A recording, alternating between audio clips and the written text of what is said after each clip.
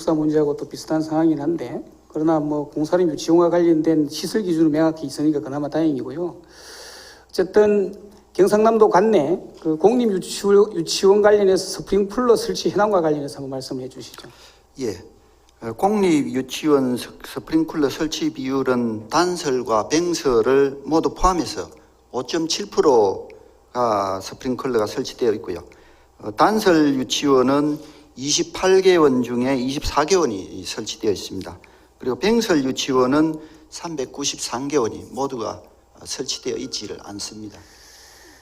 법률적으로만 따져보면 문제가 있는 건 아니에요. 이것도 역시. 그죠?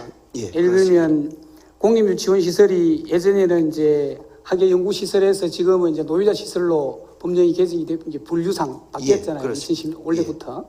그렇게 해서 법령상으로 보면 면적이 600제곱미터 이상이면 예를 들면 노유자 시설의 경우에는 스프링쿨러를 설치하도록 되어 있고 예. 300에서 600제곱미터 사이에 있는 것은 간이 스프링쿨러를 설치하도록 되어 있어요.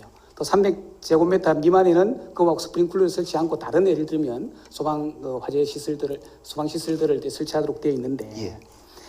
저는 이거는 이제 예를 들면 우리가 이제 교육위원회에서 그 행정사무 감사할 때 이거는 이병희 의원님이 받은 자료입니다, 사실은. 예. 이병희 의원님 자료를 이제 참고를 해보면 그렇게 돼 있어요. 421개 유치원 중에서 단설 유치원에만 24개가 설치되어 있고, 그죠? 예. 병설 유치원에는 393개 유치원 중에서 스프링쿨러가 설치된 곳은 한 곳도 없다. 예, 그렇습니다. 이런 건데 이건 이제 법적으로 문제 있다라고 말하는 건 아니에요. 그러니까 법적으로 문제가 없다고 해서 과연 이것이 그러면 이렇게 놔두는 것이 바람직한 일인가에 대해서는 고민을 해볼 필요가 있는 거 아니겠어요? 예, 그죠? 그렇습니다. 예를 들면 화재가 났을 때 가장 대피하기가 어렵고 취약한 계층이 예를 들면 노인들, 그죠? 그다음 장애인분들 그리고 아이들이라고 저는 생각을 해요. 예, 그렇습니다. 그럼 아이들이 화재가 났을 때 예를 들면 어른들은 그나마 어떤 신호에 의해서 뭐 빨리 대피도 하고 이제 뛰쳐나올 수도 있겠지만 아이들이 관련해서는 굉장히 심각하게 좀 취약계층이라 보면 되는 거 아니겠어요? 예, 그렇습니다. 그렇다면 이와 관련해서는 교육청에서 예산을 투입해서 시급하게 저는 스프링쿨러를 설치를 해야 한다고 생각을 하거든요. 예. 그와 관련된 입장이 있으신지요? 예. 기존의 소방관계 법령에 공립의 단설 유치원은 기존의 노유자 시설로 분류가 되어 있어서 스프링클러를 설치를 했었습니다. 이번에 2018년 6월에 소방관계 법령이 개정이 되면서 병설 유치원 또한 노유자 시설로 분류가 되었습니다. 그래서 병설 유치원에 대해서 스프링클러를 일정 규모 이상이 되면은 설치를 해야 되는 사항입니다. 그 법령 개정 이후에 저희들이 7월에 전 그 병설 유치원에 대해서 전수조사를 실시했습니다. 실시 결과 약 300제곱미터, 연면적이 300제곱미터 이상인 89개 원에 대해서 약 90억 원의 예산이 소요될 것으로 보고 있습니다. 스프링클러를 설치하는데. 그래서 방금 의원님께서 지적하셨듯이 최근에 연이어 발생한 여러 화재에서 보듯이 초기의 어떤 소화설비의 중요성이 아주 강조되고 있습니다. 그리고 특히 그 화재 사고에 미숙한 특히 유치원생들에게는 안전 확보를 위해서 소방시설 설치가 무엇보다 시급히 시행되어야 한다고 생각하고 있습니다. 그래 보니까 다행히 2019년도 본 예산에 21개원에 예를 들면 그 68개원인가요? 이게? 21개원에 12억 원이 본 예산에 설치되어 있습니다. 그럼 21개원에 12억 원 예산을 편성했고 예. 그럼 나머지 68개원이 남아 있잖아요. 예를 들면 예. 300제곱미터 이상, 예. 그다음 300제곱미터 이하도 예. 상당수가 남아 있잖아요. 예. 이와 관련해서 저는 예산 추계를 해야 한다고 생각을 해요. 예. 그래서 계획을 세워서 전체로 설치하는데 예산이 얼마 들고 예. 이 예산과 관련해서는 2019년도, 2020년도에 다 투입하기가 재정의 여건상 어렵다면 3개년 계획을 세우든 5개년 계획을 세우든 이와 관련해서 우선 예산이 편성될 수 있도록 예. 저는 방향을 잡아야 된다고 생각을 합니다. 그렇게 하시겠어요? 예. 우선 연면적 300제곱미터 이상 90억 원 정도 소요가 되는데 본 예산에 편성되지 못한 68개 원은 2019년도 추경 예산에 모두 반영을 할 계획입니다.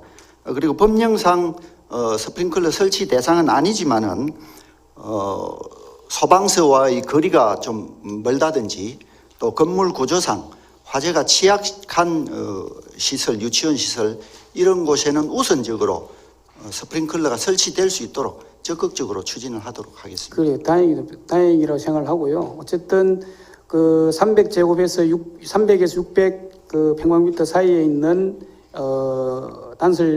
병설 유치원은 그럼 2019년도에는 어쨌든 다 설치가 되겠다, 그죠? 예. 그렇게 해서 좀 해주시고, 그리고 이제 300제곱미터 미만 개선도와 관련해서도 어쨌든 추후에 좀 설치가 될 수 있도록 적극적으로 예산을 편성해 주시고, 이거 아울러서 사립유치원도 예를 들면 절반은 설치되어 있고 절반이 설치되어 있지 않잖아요. 예, 그렇습니다. 사립유치원 관련해서도. 예. 사립유치원에 설치를 할 때는 그와 관련해서는 사립유치원에서 그 설치에 대한 비용을 감당해야 됩니까? 예, 사립유치원은 개인 소유의 재산이기 때문에 저희들이 지원을 할 수 있는 여건이 안 되고, 여건이 안 됩니다. 사립유치원에서 부담을 해야 됩니다. 이게 이제 사립유치원도 예를 들면 그와 관련해서는 어쨌든 우리 교육청에서 지원해 줄 수 있는 방안이 있는지를 한번 확인해 보시고, 예. 방안이 있으면 이거와 관련해서도 저는 이게 사립유치원에 자꾸 맡기면 이게 뭐 법적 규정이 아니기 때문에 자기들은 법령으로는 문제가 없으니까 그렇잖아요. 그러면 이제 이게 법적 기준만 놓고 뭐 이제 평가할 문제는 아니라고 생각이 들어서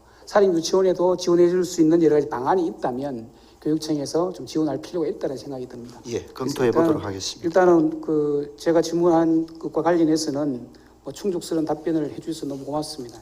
예, 수고하셨으면 들어가셔도 되겠습니다. 15년 내내 사실은 이제 주민들의 요구도 했고, 또 수많은 이제 예전에 이제 통합 전에 마산시 또 통합 이후에 창원시에서도 내사시 이 문제를 해결하기 위해서 관계 부처에 있는 또 기관에 있는 분들도 만나서 이제 협의도 하고 논의도 했는데, 실무적으로 풀면 똑같은 답변만 들어옵니다. 네. 그것이 15년 내내 확인하고 있는 겁니다.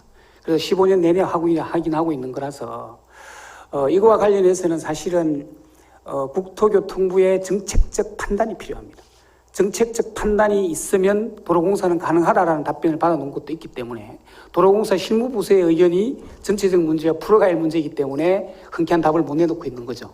그래서 저는 정치력이 고도로 좀 개입돼야 될 부분이 저는 이 부분이라고 생각을 하고요. 이거와 관련해서 어쨌든 지난번 도정 질문 때도 말했겠지만 우리 도민들이 김경수 도지사를 바라보는 그런 희망들이 많습니다. 그래서 이제까지 해결하지 못했던 여러 가지 문제들을 조금 달라진 정부 또 달라진 도정에서 이 문제를 해결해 줄 것에 대한 기대를 가지고 있는 만큼 좀 경상남도에서도 이것이 그냥 하나 변방에 있는 지역에 있는 문제라 생각하지 마시고 경상남도가 의지를 가지고 풀어야 될 하나의 전략적 과제다라고 좀 판단을 하시고 노력을 좀 해주실 것을 다시 한번 당부를 드립니다.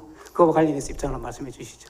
국토부의 정책적 판단이라고 답변하는 도로공사 측의 입장을 가지고 국토부와 실무적인 협의를 하면 도로공사가 판단할 문제다라고 얘기합니다. 이제 양쪽 다 이제 이 부분에 대해서는 의지가 없는 거죠, 실질적으로. 그래서 도로공사가 지금 적자 상태이기도 하고 여러 가지 이 문제를 지금 단기간에 추진해서 성과를 내기는 어려운 조건에 있는 건 사실입니다. 하지만 의원님께서 말씀하신 대로 실질적으로 내서 IC를 이용하는 내서 지역 주민들이 불이익을 받는 측면이 분명히 있습니다. 그러니까 무료화가 아니라 하더라도 지금 현재 이용 구간에 비해서는 그 이용 요금을 과하게 내고 있는, 그러니까 산정 기준이나 도로공사가 평균 요금을 구간 간의 평균 요금을 산정하는 방식 때문에 실제 이용하는 거리에 비해서도 더 많은 요금을 내고 있는 것도 사실입니다. 어쨌든 그런 문제까지 포함해서 말씀하신 대로 국토부와의 정책적 협의를 포함한 다양한 다각적인 노력을 기울여 보도록 하겠습니다. 우선 도로공사 사장님께는 좀 지역의 현황을 충분히 살피고 내용을 좀 보실 수 있도록 지역 방문을 요청을 해 둔 상태고요. 조만간 한번 지역을 방문하시겠다고 약속을 하셨습니다. 예, 지역 방문과 더불어서 우리 도지사님도 어쨌든 그 도로공사도 방문을 좀 하시고 또 우리 또 중앙부처에 있는 관계에 있는 또 부처에 있는 우리 장관님을 비롯해서 한번 만날 수 있도록 좀 특단의 좀 노력을 해주실 것을 당부를 드립니다. 알겠습니다. 이어서 좀 질문을 좀 드리겠습니다. 네. 그 내서용 업소가 이제 그 자료 한번 띄워주세요. 그 내서용 업소가 이제 생김으로써 요금 산정 기준점이 이제 변경이 됐어요. 그 그림에서 이제 보는 것처럼. 제가 이제 볼 때는 이게 뭐 좀 가르칠 수 있는 뭐가 있으면 좋겠는데, 예를 들면 이제 그 산인 이제 진주에서 오는 방향으로 예를 들면 진주에서 이제 마산 쪽으로 옵니다. 그러면 산인 톨게이트에서 이제 요금을 정산을 합니다. 요금을 정산하는데 산인 톨게이트에서 내리는 사람은 내릴 수 있는 최단적으로 내리는 거리가 내서 IC 톨게이트도 내서 쪽으로 내릴 수가 있고, 그다음 서마선에서 내릴 수 있잖아요. 그다음 더 길게 가면 동마선에서 내릴 수도 있고 세 군데에서 이제 차가 내릴 수 있는데, 그 도로공사에서는 요금 그 고속도로 통행 요금 산정 기준이라고 예를 들면 이제 그 기준을 가지고 있습니다. 규정을 여기에 보면 통행 요금을 산정할 때는 요금 부과거리는 이용 가능한 여러 경로 중 최단 경로를 기준으로 산정하는 것을 원칙으로 한다 이렇게 되어 있습니다. 최단 경로를 산정을 하면 요금의 정상 기준은 내서 톨게이트가 돼야 됩니다. 예를 들면. 맞습니다. 그런데 여기 단서 조항이 있어요. 22조에. 다만 진출입 요금소가 폐쇄시 시종점 요금소이면서 요금소 앞뒤의 첫 번째 진출입로에 요금소가 설치되어 있는 경우 요금 부과거리는 해당 요금소부터 첫 번째 진출입로와 두 번째 진출입로까지 평균거리로 한다 해서, 그림에서 보시는 것처럼 서마산 IC와 내서 IC의 중간 지점을 기점으로 해서 요금 산정을 하거든요. 그러면 내서서 오든 대구에서 오든 어쨌든 이용객들은 뭐냐면 내가 이용하지도 않은 2.5km 구간에 대한 부분들을 요금을 내고 내서에서 내리는 거예요. 내서면 내서 주민들만 내리는 게 아니고 고성 통영 방면에 있는 분들이 전부 다 내리거든요. 이거와 관련해서는 소위 말하면 도로공사에서 자기의 이유에 어떠했든 간에, 그죠? 자기가 설치가 톨게이트를 설치하는 게 어렵든 말든 간에 이것은 자기네들 사정이죠. 예를 들면 주민들의 입장에서 보면 내가 이용하지도 않은 거리에 대해서 요금을 무는 것은 굉장히 부당하다고 생각합니다. 저는 이거와 관련해서 도로공사에서는 그거와 관련해서 부당이득을 취하고 있다고 보거든요. 그래서 이 문제를 왜 이렇게 제기를 하냐면, 내서 IC 통행료 문제를 현재라면서 내서 톨게이트에서 무료화하는 하나의 방안이죠. 예를 들면 내서 톨게이트를 제거해버리면 조금 전에 진주든 대구에서 오는 분들이 이거와 관련해서 요금을 더 내지 않아도 된다는 하나의 증명할 수 있는 하나의 우리의 논리를 이제 갖추기 위해서 제가 이 질문을 드리는 거거든요. 이와 관련해서 좀 입장도 말씀해 주시고 이거와 관련해서 적극적으로 논리를 좀 활용해 주시면 고맙겠습니다. 말씀하신 부분은 조금 전에 답변에서도 말씀드렸던 대로 7원 톨게이트나 산인 톨게이트에서 내서 톨게이트로 나오는 차량들은 이용하지 않은 평균 거리 약 2.7km에 해당하는 요금을 더 내고 있는 게 이제 지금 현재 사실입니다. 근데 이 부분은 도로공사는 말씀하신 의원님께서 말씀해주신 자신들의 규정을 내세워서 얘기를 하고 있고, 이건 이제 내서 IC 무료화와 연결을 지으면 이게 이제 도로공사 쪽에서는 예를 들어서 이제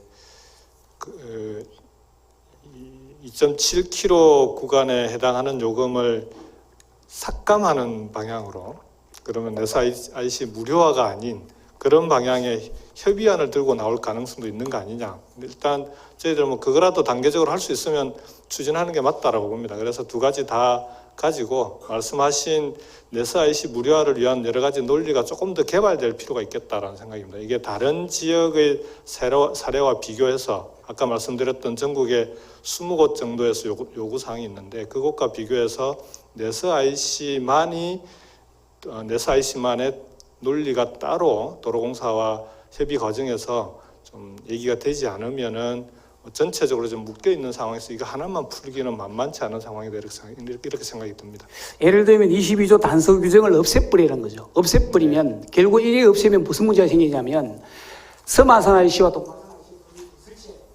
이게 아니면 도로공사에서 설치 요구를 하시면 일단 여기만 적용되는 규정은 아닌 걸로 알고 있습니다. 전국적으로 적용되고 있기 때문에 그 규정을 손을 볼 때는 전국적으로 어디가 해당되는지에 따라서 또 여러 가지 변수들이 있기 때문에 말씀하신 논리를 포함해서 내서 IC 무료화가 가능한 방안들을 여러 가지 논리와 함께 적극적으로 차원시와 협의해서 계속 찾고 노력해 보도록 하겠습니다. 네, 고맙습니다. 네.